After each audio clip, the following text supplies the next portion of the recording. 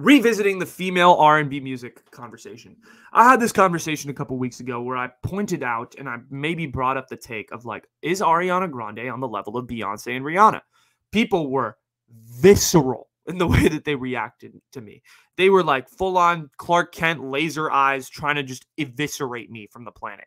People were not happy when I even suggested that. People were like, Beyonce's vocal octave range actually ranges from 0.047 to 0.409 compared to Ariana Grande's. I'm like, I don't care about the vocal technique, okay? Beyonce has a beautiful voice, Ariana has a beautiful voice, and Rihanna has a beautiful voice, and I think we can all agree on that. But R&B music conversation, the one point that was really brought to me, and I give her credit for this, shout out Sarah, she told me, she said, why isn't Taylor Swift in this conversation? And I thought about it. And I thought about it for a second, and I was like, maybe she should be in this conversation. But also, I was like, let me try and fix the semantics of what I'm saying. Because if I'm talking about greatest female musicians, that opens up the board to like Mariah Carey, Taylor Swift, and a bunch of other people that, you know, are out there just killing it right now. Taylor Swift is 100% in the greatest female artist conversation of right now. But this is the R&B music conversation. And I think there are three main artists that stand up above all right now. I mean, I think Janelle Monáe is like, you know, in there too. But I think that the three right now that are big are Ari, Beyonce, and Rihanna. And they're like the three biggest ones kind of our era of like R&B kind of rap pop artists in that kind of sort of genre. But these three are just above and beyond everybody else, which is why I put them in the same conversation. And people say Ariana shouldn't even be in the conversation with Beyonce and Rihanna. And this is what I say to them. I'm like, listen, look at album sales, look at relevancy, look at Ari's fan base, look at her popularity. It's massive. She has more Instagram followers than Rihanna. She has sold more albums than she has more Spotify listens than Rihanna does, right? Downloads, because that's what we go for these days. It's not album sales anymore.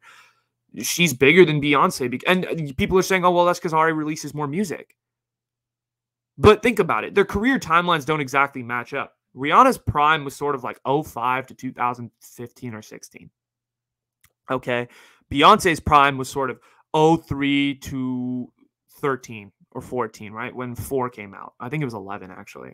11 or 12, right? So Beyonce and Rihanna's primes matched up real nice because they were like both in their prime, just going back and forth, back and forth, back and forth. And Ariana's prime is newer because she's a newer artist. She released her first debut album in 2013, right? After Victorious and all this stuff.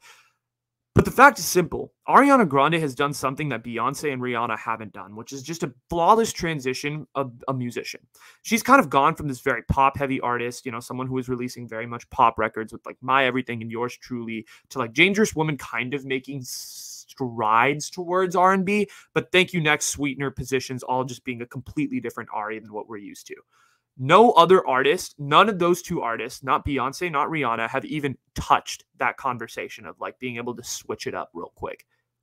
Their careers. And like Rihanna has not done straight pop. Beyonce has not been able to like switch it up into another genre. Ariana Grande has been able to do it flawlessly.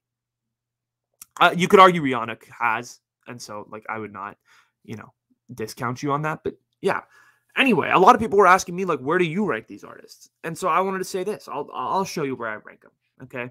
I think I really do believe Rihanna is the number one artist out of these three. I don't think Beyonce is number one. I do not think Queen Bee is even in, like, I really don't. I really think very highly of Rihanna, and I think she's number one far and away. I think it's a very, very, a pretty significant gap. And then you have Beyonce at 2, and then a very slight gap, and you have Ariana Grande at 3. And I think Ariana Grande is coming for Beyonce, dude. And I think it's going to happen faster than you think. And I think that because of the fact that Beyonce, well, she doesn't seem to be like, she's going to release music, I'm sure, in the next few years, and we'll judge that album accordingly. But, you know, I think Ariana Grande is just on a pace to beat Beyonce and Rihanna because she has time on her side. Beyonce is like what, almost 40? Rihanna is almost, you know, mid 30s, late 30s. Like, maybe I'm getting the ages wrong. I apologize. But Ariana Grande is like late 20s. She has time on her side. She can sit around for a couple years, do absolutely nothing, release a couple banger albums, and surpass the both of them. Her prime is just starting, which is crazy to think about, right? And she's released 8 albums, which is about the same that Beyonce and Rihanna have released in, her short-lived career. Her prime is just beginning. And if Thank You Next and Dangerous Woman were like the, precursors to her prime, oh man. Oh man, Ari is in for one hell of a career that might just top off on top. That's all I'll say. Rihanna just does. I mean, Rihanna's great. And Rihanna kind of has that Frank Ocean effect where it's like, I'm going to drop an album that's just going to be amazing. E.g. Anti in 2016, dip for 5, 6, 7, 8 years, come back and drop something amazing again.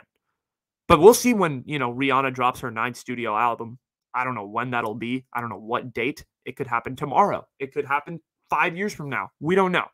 But I think like Rihanna, just musical quality is just awesome. It's off the charts. She's got a fantastic voice. The themes she talks about are just very unique, and she paved the way for an Ariana Grande to really, be able to sing about things like sex and sexuality and all of these things by being so open about it in her music. So credit to Rihanna for where credit is due.